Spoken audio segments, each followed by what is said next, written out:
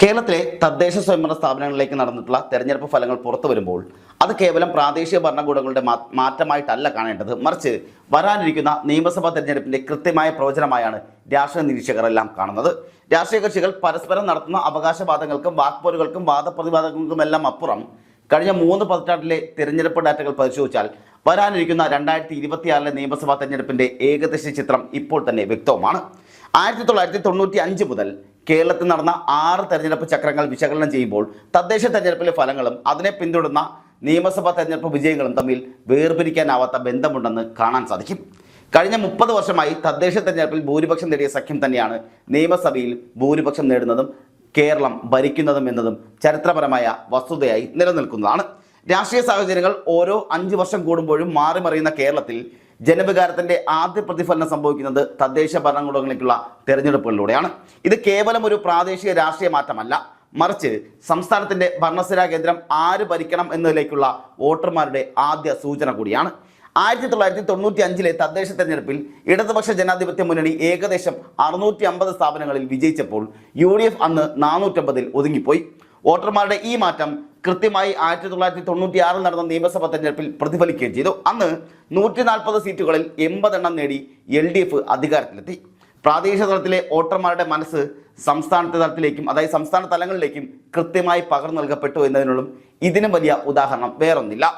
ഈ പ്രവണത പിന്നീട് നടന്ന എല്ലാ തെരഞ്ഞെടുപ്പുകളിലും ആവർത്തിക്കുന്നതായാണ് കേരളം കണ്ടിട്ടുള്ളത്. 2000 തദ്ദേശ തെരഞ്ഞെടുപ്പിൽ 620 സ്ഥാപനങ്ങൾ നേടി UDF മേൽക്കൈ നേടിയപ്പോൾ 2001 99 സീറ്റുകളുമായി അവർ സംസ്ഥാന ഭരണം പിടിക്കുകയും ഭരിക്കുകയും ചെയ്തു. വോട്ടർമാർ തദ്ദേശ തലത്തിൽ തന്നെ ഭരണമാറ്റത്തിനുള്ള ആഗ്രഹം പ്രകടിപ്പിക്കുന്നു എന്നതിനുള്ള തെളിവായിരുന്നു ഇത് എന്നുകൂടി മനസ്സിലാക്കണം. 2005 LDF 720 തദ്ദേശ സ്ഥാപനങ്ങളിൽ വിജയിച്ചതിന്റെ തുടർച്ചയായി 2006 98 നിയമസഭാ സീറ്റുകൾ നേടി അധികാരം തിരിച്ചുപിടിക്കുകയും ചെയ്തു. 2010 UDF 590 സ്ഥാപനങ്ങളിൽ വിജയിച്ചപ്പോൾ 2011 ഉമ്മൻചാണ്ടിയുടെ നേതൃത്വത്തിൽ UDF സർക്കാർ രൂപീകരിക്കുകയും ചെയ്തു. 2015 2020 തദ്ദേശ തലത്തിൽ ആധിപത്യം പുലർത്തിയ LDF തന്നെയാണ് 2016 2021 നിയമസഭയിൽ വിജയിച്ചിട്ടുള്ളത്. ഇത് സൂചിപ്പിക്കുന്നത് കേരളത്തിലെ വോട്ടർമാർക്ക് തദ്ദേശ നിയമസഭാ തെരഞ്ഞെടുപ്പുകളിൽ വലിയ തോതിൽ വ്യത്യസ്തമായ നിലപാടുകൾ ഇല്ല എന്ന് തന്നെയാണ്. സംസ്ഥാനത്തെ മുഴുവൻ ഡാറ്റ പരിശോധിക്കുന്നതിനോടൊപ്പം തന്നെ ഓരോ പ്രദേശത്തെയും വോട്ടിംഗ് രീതികൾ ശ്രദ്ധിച്ചാൽ തൃശ്ശൂർ ജില്ല കേരളത്തിലെ ഒരു വിശ്വസനീയമായ ബെൽബദർ ജില്ലയായി നിലകൊള്ളുകയെന്നായി കാണാൻ പറ്റും. ഇവിടെ ബെൽബദർ ജില്ലയായി ആകെ നിലകൊള്ളുന്നത് തൃശ്ശൂർ ജില്ലയാണെന്ന് കൂടി എടുത്തു പറയേണ്ടിയിരിക്കുന്നു. കാരണം തൃശ്ശൂരിലെ സാമൂഹ്യ രാഷ്ട്രീയ ഘടന കേരളത്തിന്റെ പൊതുമനസ്സിനെ പ്രതിനിധീകരിക്കുന്നുമുണ്ട്. തൃശ്ശൂരിലെ തദ്ദേശ സ്ഥാപനങ്ങൾ LDFിലേക്ക് ചാഞ്ഞ 1995, 2005 അതുപോലെ 2015 വർഷങ്ങളിൽ സംസ്ഥാനത്ത് ഇടത് ഭരണം UDFനൊപ്പം നിന്ന 2000 അതുപോലെ 2010 വർഷങ്ങളിൽ UDF ഭരണമാണ് ഉണ്ടായിട്ടുള്ളത്. അതായത് 3 തവണ 1995, 2005, 2015 വർഷങ്ങളിൽ സംസ്ഥാനത്ത് ഇടത് ഭരണവും UDFനൊപ്പം നിന്ന 2000, 2010 വർഷങ്ങളിൽ UDF ഭരണവുമാണ് ഉണ്ടായിട്ടുള്ളത്.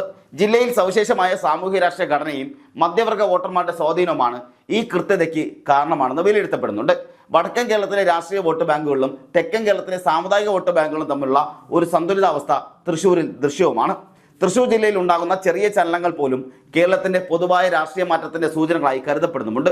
അതുകൊണ്ട് തന്നെ വരാനിരിക്കുന്ന തദ്ദേശ തെരഞ്ഞെടുപ്പിൽ, അതായത് ഇപ്പോൾ കഴിഞ്ഞിട്ടുള്ള തെരഞ്ഞെടുപ്പ് അടക്കം ഇനി വരുന്ന നിയമസഭാ തെരഞ്ഞെടുപ്പിലും തൃശ്ശൂർ ആർക്കൊപ്പം നിൽക്കുന്നു എന്നത് വരാനിരിക്കുന്ന നിയമസഭാ ഫലത്തിന്റെ ഏറ്റവും വിശ്വസനീയമായ സൂചനകളായി മാറുകയും ചെയ്യും.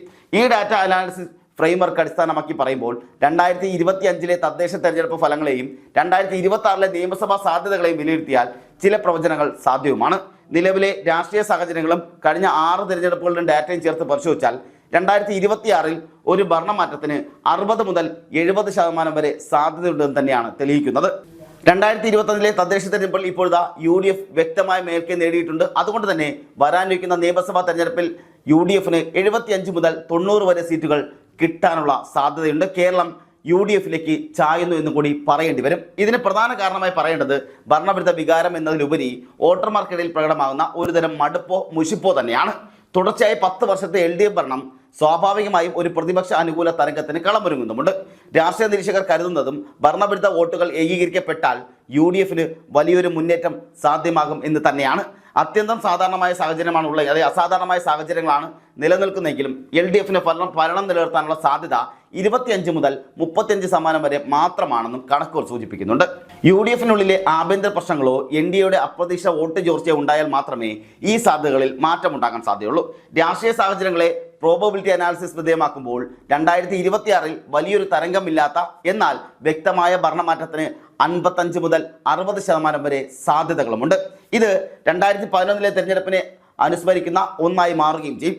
ഇത്തരം സാഹചര്യത്തിൽ UDF 75 മുതൽ 85 സീറ്റുകളും LDF 55 മുതൽ 85 സീറ്റുകളിലും ഒതുങ്ങിപ്പോവുകയും ചെയ്യും. എന്നാൽ UDF ശക്തമായ ഐക്യവും വ്യക്തമായ നേതൃത്വവും ഉണ്ടായാൽ അത് കാഴ്ചവെച്ചാൽ 2001 അല്ലെങ്കിൽ 2016 പോലുള്ള ഒരു പൂർണ്ണ തരംഗ വിജയം അവർക്ക് ഉണ്ടാകാനുള്ള സാധ്യതയുമുണ്ട്.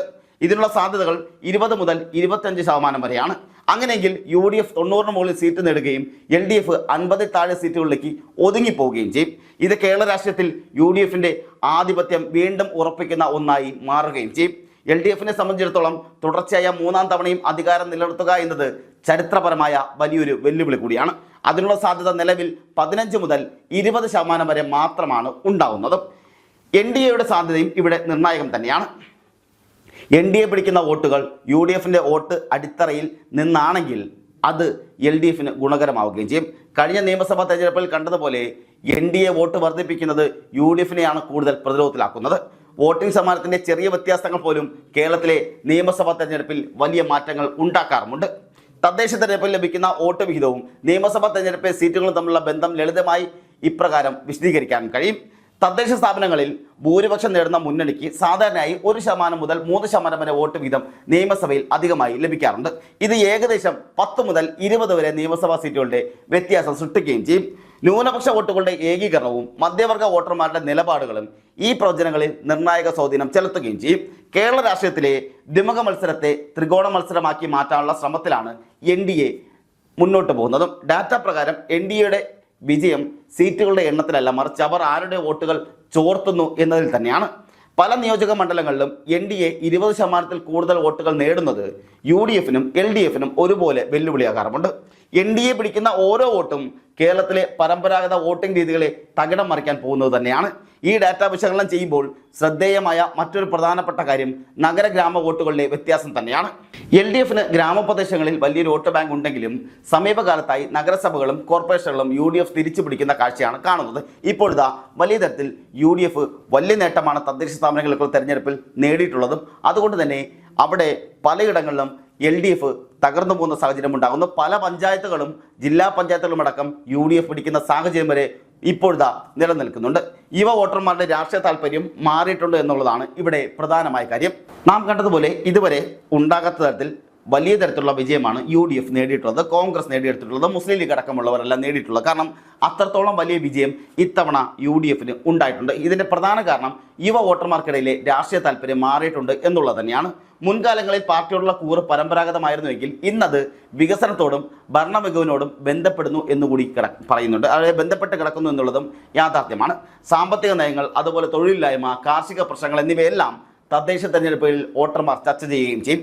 കേരളത്തിലെ സാമ്പത്തിക പ്രതിസന്ധിയും പെൻഷൻ വിതരണത്തിലെ തടസ്സങ്ങളും വരാനിരിക്കുന്ന തെരഞ്ഞെടുപ്പിൽ LDFന് തലവേദനയാകാനുള്ള സാധ്യതയുണ്ട്. ഒപ്പം തന്നെ ഇപ്പോഴത്തെ ശബരിമല വിഷയം കൂടി വന്നതുകൂടി, പ്രത്യേകിച്ച് പോറ്റിയെ കയറ്റിയ പാട്ടിലുണ്ടാകുന്ന ഈ വിഷയങ്ങളെല്ലാം അത് വലിയ തരത്തിൽ CPMന് തിരിച്ചടിയാകുമെന്ന കാര്യത്തിൽ യാതൊരു തർക്കവും വേണ്ട. അതുകൊണ്ട് തന്നെ വരാനിരിക്കുന്ന നിയമസഭാ തെരഞ്ഞെടുപ്പിൽ LDFന് വലിയ തലവേദന ഉണ്ടാക്കാൻ ഇതെല്ലാം കാരണമാകുകയും ചെയ്യും. ഒപ്പം തന്നെ ആഭ്യന്തര വകുപ്പിന് കീഴിൽ നടക്കുന്ന വലിയ പ്രശ്നങ്ങൾ, പ്രത്യേകിച്ച് പോലീസിലെ അതിക്രമങ്ങളെല്ലാം വലിയ തരത്തിൽ ജനങ്ങൾക്കിടയിലും വെറുപ്പുളവാക്കുന്നുണ്ട്, ജനങ്ങൾക്കിടയിലും മടുപ്പ് തുടങ്ങിയിട്ടുണ്ട് എന്നുള്ളതും യാഥാർത്ഥ്യമാണ്. ഇവിടെ CPM ഭരണത്തിന് കീഴിൽ അല്ലെങ്കിൽ പിണറായി വിജയൻ്റെ ഭരണത്തിന് കീഴിൽ ആഭ്യന്തര വകുപ്പ് കുത്തൊളിഞ്ഞു കിടക്കുന്ന സാഹചര്യമാണ് നിലനിൽക്കുന്നത്. ഒപ്പം തന്നെ വലിയ തരത്തിൽ ആശുപത്രി, ആരോഗ്യ മേഖല ആയിക്കോട്ടെ, ആരോഗ്യ മേഖലയിലും വലിയ തരത്തിലുള്ള പ്രശ്നങ്ങൾ ഉണ്ടാകുന്നു. അതുപോലെ ഓരോ മേഖല എടുക്കുമ്പോഴും വലിയ തരത്തിൽ LDF സർക്കാരിന് തലവേദന ഉണ്ടാക്കുന്ന കാര്യകാരണങ്ങൾ ഒട്ടനവധി ഉണ്ടാകുന്ന ഈ സാഹചര്യത്തിൽ LDFന് വരാനിരിക്കുന്ന നിയമസഭാ തെരഞ്ഞെടുപ്പ്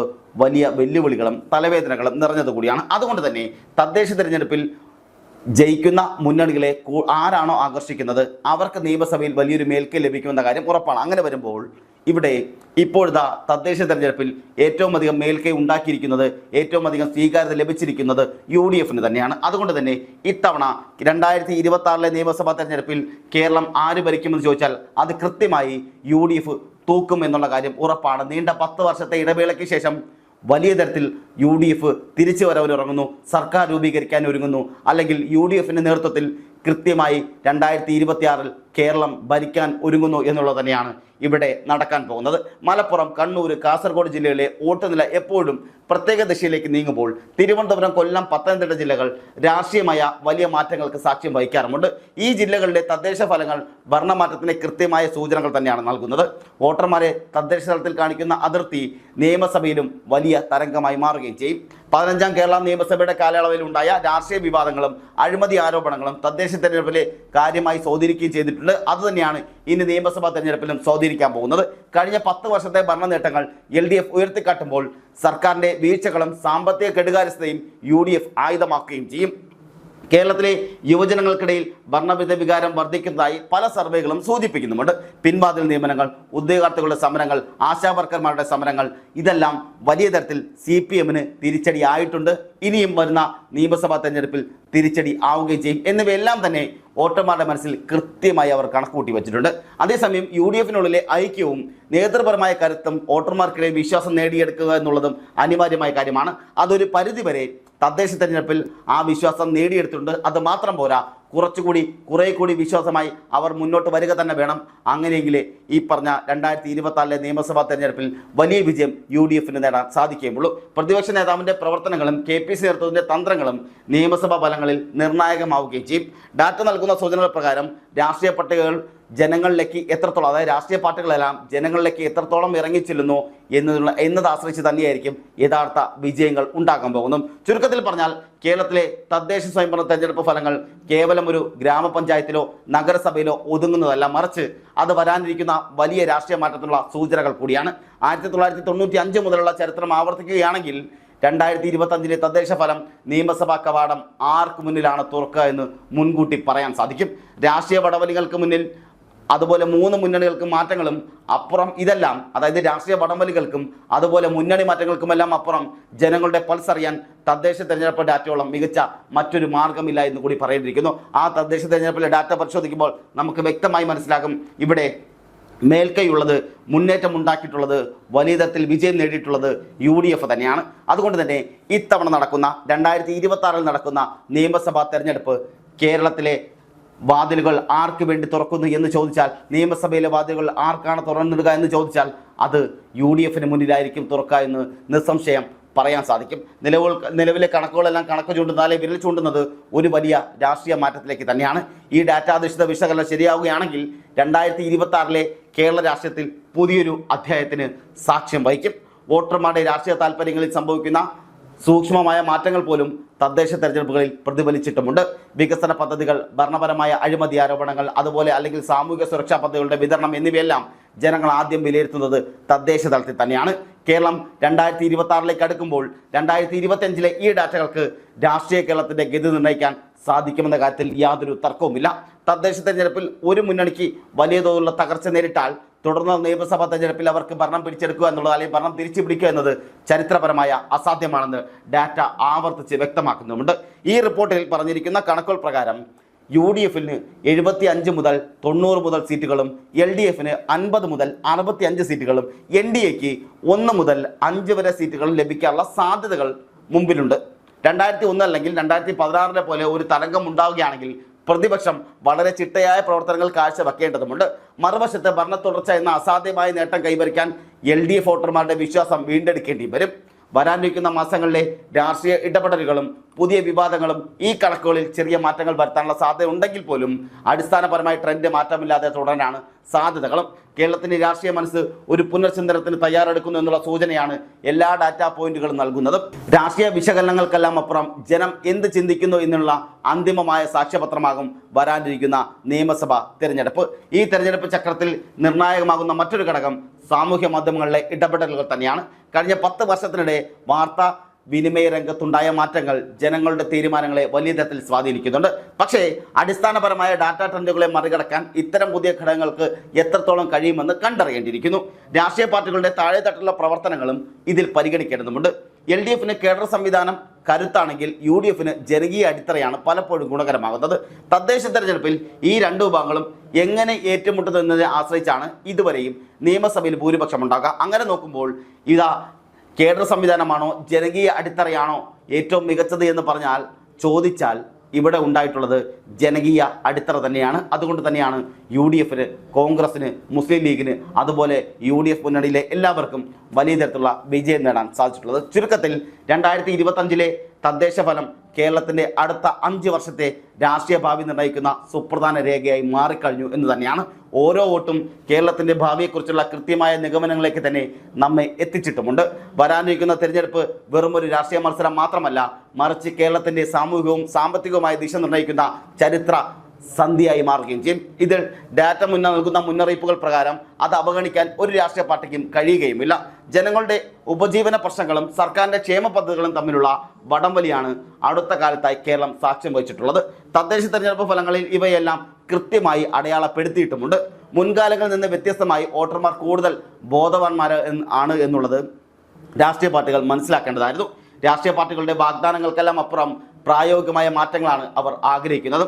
2026 അധികാരത്തിൽ വരുന്നത് ഏത് മുന്നണിയായാലും 2025 തദ്ദേശ തെരഞ്ഞെടുപ്പ് നൽകുന്ന പാഠങ്ങൾ അവർക്ക് ഉൾക്കൊള്ളേണ്ടി വന്നേ പറ്റുകയുള്ളൂ. വോട്ടർമാരുടെ പൾസ് അറിയുന്നതിൽ പരാജയപ്പെടുന്ന പാർട്ടികൾക്ക് ചരിത്രപരമായ പതനം നേരിടേണ്ടി വരുമെന്ന് മുൻ വർഷങ്ങളിലെ ഡാറ്റകൾ നമ്മെ ഓർമ്മിപ്പിക്കുന്നതാണ്, പരിശോധിച്ചാൽ മനസ്സിലാക്കാവുന്നതുമാണ്. വരാനിരിക്കുന്ന തെരഞ്ഞെടുപ്പിലെ അതായത് ഈ പറഞ്ഞ ഇപ്പോൾ കഴിഞ്ഞിട്ടുള്ള തെരഞ്ഞെടുപ്പ് ഫലം, അതായത് തദ്ദേശ തെരഞ്ഞെടുപ്പിലെ ഫലം കേവലം ഒരു മത്സരമല്ല എന്നും അത് കേരളത്തിൻ്റെ രാഷ്ട്രീയ ഭാവിയുടെ തിരക്കഥയാണെന്നും കൂടി മുന്നണികൾ മനസ്സിലാക്കേണ്ടിയിരിക്കുന്നു. ഡാറ്റാ പോയിന്റുകൾ എല്ലാം ഒരേപോലെ വിരൽ ചൂണ്ടുന്നത് വരാനിരിക്കുന്ന വലിയൊരു രാഷ്ട്രീയ മാറ്റത്തിലേക്ക് തന്നെയാണ്.